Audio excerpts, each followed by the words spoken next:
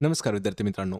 आज आपण या व्हिडिओमध्ये मुंबई उच्च न्यायालय भरती जी 2026 ची सुरू झालेली आहे, त्यासाठी आपण शिपाई, हमाल व लिपिक या पदासाठी महत्त्वाचे असणारे 20 सामान्यांचे प्रश्न या व्हिडिओमध्ये पाहणार आहोत.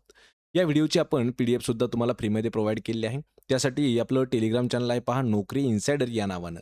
त्याला जाऊन आपण जॉइन करायचं आहे, म्हणजे आपल्याला प्रत्येक व्हिडिओची पी-डी-एफ अगदी फ्रीमध्ये मिळून जाईल.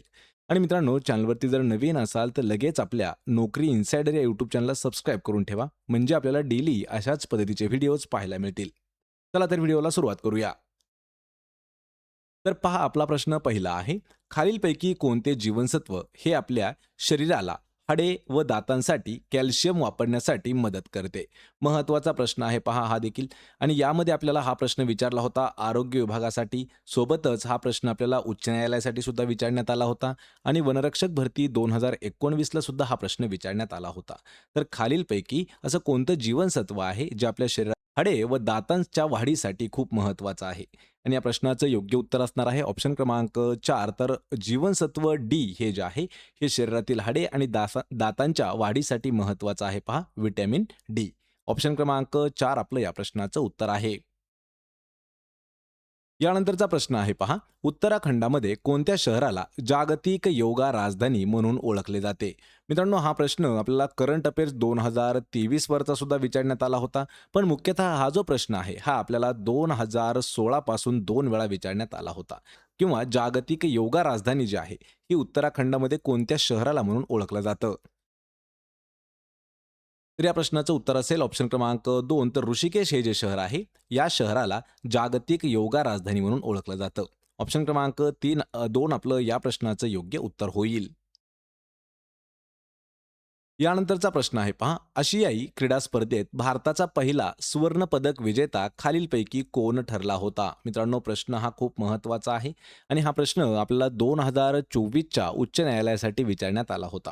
या प्रश्नाचं योग्य उत्तर असणार आहे पर्याय क्रमांक 3. तर सचिन नाग हे जे आहेत, हे आशियाई क्रीडा स्पर्धेमध्ये भारताचा असा पहिला सुवर्ण पदक विजेता ठरलेला आहे. त्यांच्याविषयी काही आपण महत्त्वाचे 2-3 पॉईंट जाणून घेऊया. तर 1951 मध्ये भारताची राजधानी नवी दिल्ली या ठिकाणी झालेल्या पहिल्या आशियाई क्रीडा स्पर्धेमध्ये त्यांनी हे यश मिळवलं होतं. त्यांनी जलतरण म्हणजेच स्विमिंग या क्रीडा प्रकारामध्ये हे सुवर्णपदक जिंकलं होतं. पुरुषांच्या 100 मीटर फ्रीस्टाईल जलतरण स्पर्धेमध्ये सुवर्ण पदकावरती आपलं नाव त्यांनी कोरलं होतं आणि त्यांचं नाव आहे सचिन नाग. पर्याय क्रमांक 3 आपलं या प्रश्नाचं उत्तर असेल. यानंतरचा प्रश्न आहे पहा, भारतातील खालीलपैकी कोणत्या राज्यात एलिफंटा फॉल्स हे स्थित आहे? महत्त्वाचा प्रश्न आहे, आपल्याला वनरक्षक भरती 2019ला सुद्धा विचारण्यात आला होता आणि उच्च न्यायालय भरती 2024ला सुद्धा हा प्रश्न विचारण्यात आला होता. एलिफंट फॉल्स हे कोणत्या राज्यामध्ये स्थित आहे? तर या प्रश्नाचं योग्य उत्तर असेल ऑप्शन क्रमांक 3. तर मेघालय या राज्यामध्ये स्थित आहे एलिफंट फॉल्स. या ठिकाणी आपण अजून काही 2 महत्त्वाचे पॉईंट जाणून घेऊया. तर ब्रिटिशांच्या काळामध्ये या धबधब्याजवळ एका मोठ्या खडकाचा आकार हत्तीसारखा म्हणजेच तर एलिफंटसारखा दिसत होता. त्यावरून या खडकाला एलिफंटा फॉल्स हे नाव पडलं होतं आणि 1897च्या भूकंपामध्ये तो खडक फुटला होता आणि त्याचं जे नाव आहे हे तसंच राहिलं होतं. आणि हा जो फॉल्स आहे हा मेघालय राज्यातील शिलाँग या ठिकाणाजवळ आहे.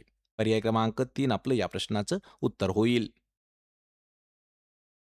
यानंतरचा प्रश्न आहे पहा, विद्याशक्ती हा प्रशिक्षण कार्यक्रम कोणत्या राज्याने शिक्षकांसाठी सुरू केलेला आहे? करंट अफेअर्स 2025 वरचा इम्पॉर्टंट असणारा हा प्रश्न आहे. विद्याशक्ती नावाचा एक प्रशिक्षण कार्यक्रम आहे, जो शिक्षकांसाठी सुरू केलेला आहे. पण आपल्याला प्रश्न विचारलाय की तो कोणत्या राज्याने शिक्षकांसाठी सुरू केला होता? आणि ते जे राज्य आहे ते आहे ऑप्शन क्रमांक 4. तर आंध्र प्रदेश या राज्य सरकारने त्या शिक्षकांसाठी एक विद्याशक्ती नावाचा प्रशिक्षण कार्यक्रम जो आहे तो राबवला होता. पर्याय क्रमांक 4 आपलं या प्रश्नाचं उत्तर आहे. यानंतरचा प्रश्न आहे, 2005च्या माहिती अधिकार अधिनियमाअंतर्गत माहिती अधिकार अर्जाला उत्तर देण्याची वेळ मर्यादा किती आहे? म्हणजे आपल्याला सरळ सरळ प्रश्न काय विचारलाय, एखाद्याने जर माहितीच्या अधिकाराखाली जर अर्ज दिला तर त्या अर्जाला उत्तर देण्याचा जो वेळ आहे तो किती असतो? तर या प्रश्नाचं योग्य उत्तर आहे पर्याय क्रमांक 2. तर 30 दिवसाचा कालावधी लागतो पहा एखाद्या अर्जाला उत्तर देण्यासाठी. पर्याय क्रमांक 2 आपलं या प्रश्नाचं योग्य उत्तर आहे.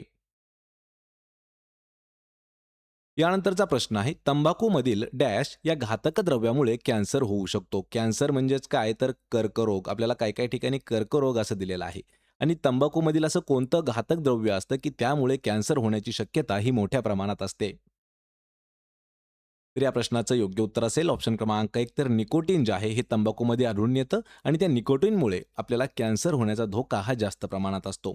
ऑप्शन क्रमांक 1 आपलं या प्रश्नाचं उत्तर आहे. यानंतरचा प्रश्न आहे पहा, महाराष्ट्र राज्यात सर्वात लांब नदी खालीलपैकी कोणती आहे? हा प्रश्न आतापर्यंत आपल्याला 8 वेळापेक्षा जास्त विचारलेला आहे आणि महाराष्ट्राचा भूगोल या टॉपिकवरती हा प्रश्न आपल्याला 4 वेळापेक्षा जास्त विचारण्यात आला होता. महाराष्ट्र राज्यात सर्वात लांब नदी खालीलपैकी कोणती आहे? आणि या प्रश्नाचं योग्य उत्तर असणार आहे ऑप्शन क्रमांक 2, तर गोदावरी जी नदी आहे ही दिलेल्यांपैकी आपल्या महाराष्ट्रातील सर्वात लांब असणारी नदी आहे. याच्यावरती सुद्धा आपण 2 ते 3 पॉईंट जाणून घेऊया. सर्वात पहिला पॉइंट काय आहे, की गोदावरी नदीची लांबी ही 1450 किलोमीटर असून महाराष्ट्रात तिचा प्रवाह 668 किलोमीटर एवढा आहे आणि ही नदी महाराष्ट्रातील 9 जिल्ह्यांमधून प्रवास करते. मित्रांनो, हा जो डेटा आहे हा आपण चॅट जीपीटी वरून घेतलेला डेटा आहे. पर्याय क्रमांक 2 आपलं या प्रश्नाचं योग्य उत्तर होईल. यानंतरचा प्रश्न आहे पहा, माधवानुज या टोपण नावाने खालीलपैकी कोणत्या साहित्यिकाला ओळखले जात आहे? महत्वाचा प्रश्न आहे पहा, आपल्याला टोपण नाव आणि साहित्यिक यांच्यावरती प्रश्न विचारलेला आहे. माधवानुज या टोपण नावाने कोणाला ओळखलं जातं? यापूर्वी आपण महत्वाचे 30 मराठी साहित्यिक आणि त्यांची टोपण नावं सुद्धा घेतलेली होती, जेणेकरून आपल्याला ते परीक्षेमध्ये विचारले जातात. आणि या प्रश्नाचं योग्य उत्तर काय असणार आहे, तर काशीनाथ हरी मोडक यांनाच माधवानुज या नावानं ओळखलं जातं. ऑप्शन क्रमांक 3 आपलं या प्रश्नाचं उत्तर होईल. मग या ठिकाणी अजून आपण काही 2-3 नावं पाहूया. मराठीतील साहित्यिक आणि त्यांची टोपण नावं. यामध्ये विनायक जनार्दन करंदीकर यांना विनायक या टोपण नावानं ओळखलं जातं. प्रल्हाद केशव अत्रे सर्वांना माहीत आहेत, केशवकुमार या नावाने ते फेमस आहेत. काशीनाथ हरी मोडक यांना माधवानुज म्हटलं जातं आणि विष्णूशास्त्री चिपळूणकर यांना मराठी भाषेचे शिवाजी या नावानं ओळखलं जातं. या ठिकाणी उत्तर काय असणार आहे आपलं? पर्याय क्रमांक 3. यानंतरचा प्रश्न आहे, इंटरनेटवरून संगणकावर फाईल्स ट्रान्सफर करण्याच्या प्रक्रियेला डॅश म्हणतात. हा जो प्रश्न आहे हा आपल्याला संगणक तंत्रज्ञानावरती विचारण्यात आलेला प्रश्न आहे.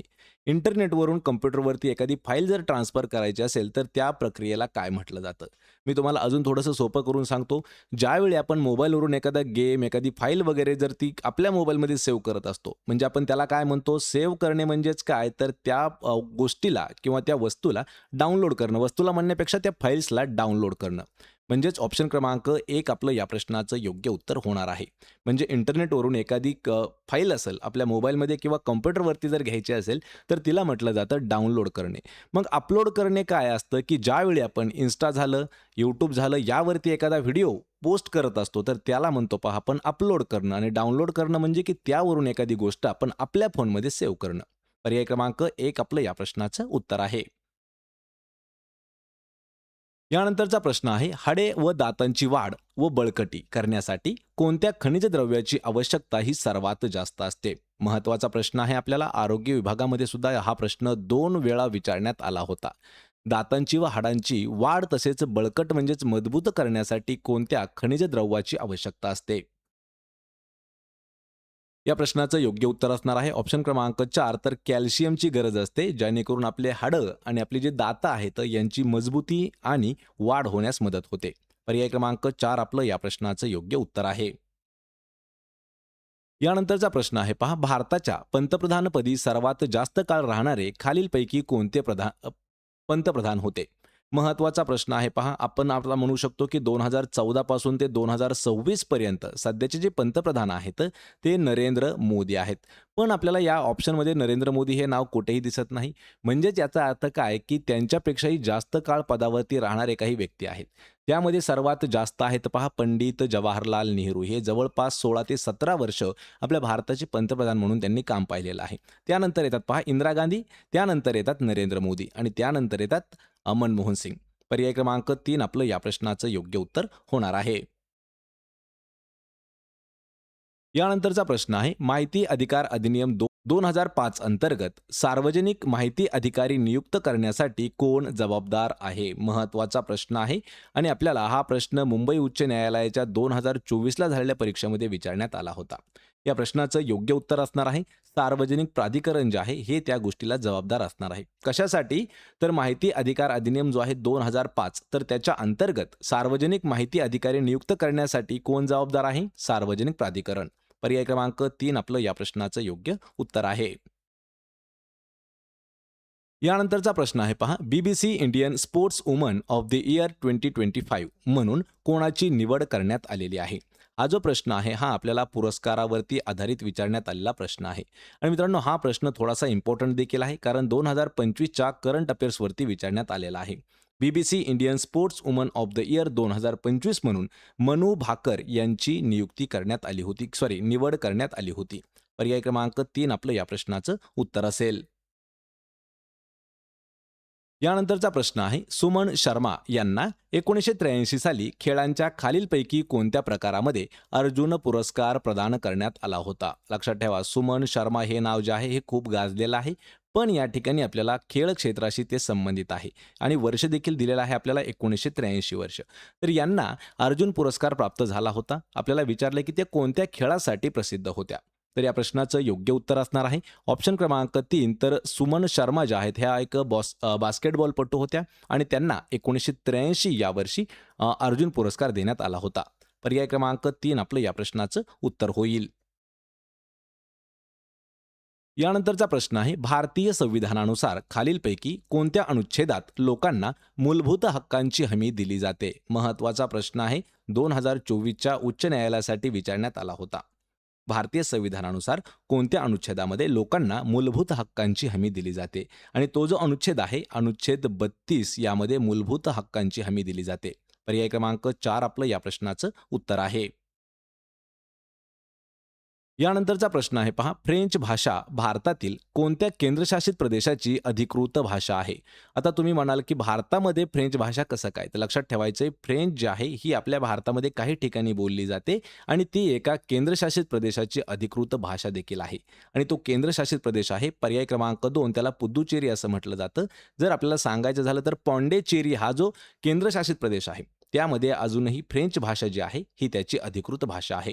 पर्याय क्रमांक 2 आपलं या प्रश्नाचं योग्य उत्तर आहे. यानंतरचा प्रश्न आहे पहा, बार उडवणे या वाक्प्रचाराचा खालीलपैकी योग्य अर्थ आपल्याला सांगायचा आहे. आणि यासाठीच आपण महत्त्वाचे वाक्प्रचार म्हणी हे आपण घेतलेले आहेत आणि TCS पॅटर्ननुसार जवळपास 500 विचारले जाणारे जे वाक्प्रचार आहेत त्या व्हिडिओची लिंक मी तुम्हाला डिस्क्रिप्शनमध्ये दिलेली आहे. बार उडवणे म्हणजे काय? तर या ठिकाणी 2 गोष्टी होतात, पण आपल्याला ऑप्शनमध्ये जी दिलेली आहे ती सांगायची आहे. बार उडवणे म्हणजे काय? तर एखाद्या कामाची पूर्तता करणे त्याला म्हटलं जातं बार उडवणे. आणि अजून दुसरी एक गोष्ट आहे की बार उडवणे म्हणजेच काय? तर बार उडवून देणे म्हणजे लग्न लावून देणे किंवा लग्न करून देणे, त्यालाच म्हटलं जातं पहा बार उडवणे. पण या ठिकाणी आपल्याला एखाद्या कार्याची पूर्तता करणे हे आपलं उत्तर असणार आहे. पर्याय क्रमांक 3 योग्य उत्तर होईल. यानंतरचा प्रश्न आहे, महात्मा गांधींनी कोणत्या आंदोलनात किंवा चळवळीत लोकांना करा किंवा मरा ही घोषणा दिली होती? महत्त्वाचा प्रश्न आहे पहा, करा किंवा मरा ही जी घोषणा आहे कोणी दिली होती? तर ही महात्मा गांधी यांनी दिली होती. प्रश्न विचारलाय की कोणत्या आंदोलनात किंवा चळवळीमध्ये ती घोषणा दिली होती? तर या प्रश्नाचं योग्य उत्तर असणार आहे ऑप्शन क्रमांक 4. तर भारत छोडो आंदोलन जे झालं त्या आंदोलनामध्ये महात्मा गांधीजींनी घोषणा दिली होती डू ऑर डाय, म्हणजेच करा किंवा मरा. पर्याय क्रमांक 4 आपलं या प्रश्नाचं उत्तर होईल. यानंतरचा प्रश्न आहे पहा, भारतीय राज्यघटनेतील कोणता अनुच्छेद सार्वजनिक रोजगाराच्या बाबतीत समान संधीशी संबंधित आहे? हा देखील प्रश्न 2024च्या उच्च न्यायालयाच्या परीक्षेमध्ये विचारण्यात आला होता. असा कोणता अनुच्छेद आहे जो सार्वजनिक रोजगाराच्या बाबतीमध्ये समान संधीशी संबंधित येतो? तर या प्रश्नाचं योग्य उत्तर असणार आहे ऑप्शन क्रमांक 1. तर अनुच्छेद 16 हा जो आहे हा सार्वजनिक रोजगाराच्या बाबतीमध्ये समान संधीशी संबंधित आहे. पर्याय क्रमांक 1 आपलं या प्रश्नाचं उत्तर होईल. तर मित्रांनो, हे होते महत्त्वाचे 20 प्रश्न. आपल्याला या 20 पैकी किती प्रश्नाची उत्तरं देता आली हे मला कमेंट करून नक्की सांगा. व्हिडिओ जर आवडला तर व्हिडिओला आपल्या लाईक करा, मित्रांमध्ये व्हिडिओ शेअर करा आणि आपल्या नोकरी इन्सायडर यूट्यूब चॅनलला सबस्क्राईब करून ठेवा. प्रत्येक व्हिडिओची PDF अगदी फ्रीमध्ये जर मिळवायची असेल तर आपलं टेलिग्राम चॅनल आहे नोकरी इन्सायडर आणि मराठी नोकरी या नावाने देखील आपलं टेलिग्राम चॅनल आहे. दोघांच्याही लिंक्स मी तुम्हाला डिस्क्रिप्शनमध्ये दिलेल्या आहेत. त्यांना जाऊन जॉईन करा, म्हणजे त्या ठिकाणी आपल्याला प्रत्येक व्हिडिओची PDF अगदी फ्रीमध्ये दिली जाईल. आपण भेटूया पुढच्या एका अशाच नवीन व्हिडिओमध्ये. तोपर्यंत जय हिंद, जय महाराष्ट्र.